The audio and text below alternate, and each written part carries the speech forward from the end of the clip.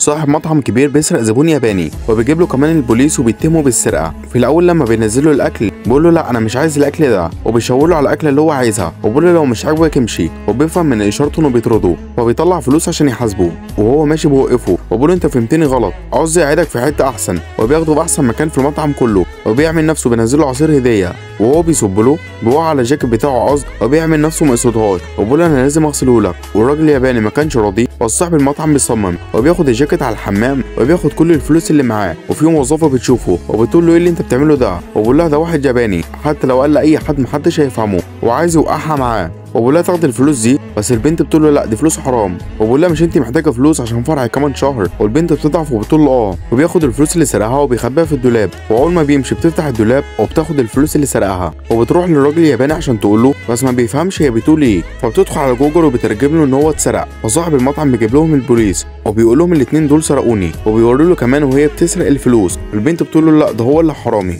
والظابط بيكلبش ليها وكان رايح يقبض عليها، بس بيصدمهم الراجل الياباني وبيقول لهم لا ده هو اللي حرامي. وكلهم بيتفاجئوا ان هو بيتكلم عادي ومش ياباني، وبيوري له صوره الكارنيه بتاعه وبيقول له انا صحفي وفي ناس كتير قالت لما بيجوا هنا بيتهانوا وبيتسرقوا وفي الاخر بيتحبسوا، فحبيت افضح المكان ده. وبعد ما الظابط بيتاكد انه نصاب بيقبض عليه. والراجل الياباني بيقول للبنت عشان اكل عيشك اتقطع من هنا انا مستعد اشغلك معايا وهديك مرتب كبير. والبنت بتفرح جدا وهتطير من الفرحه.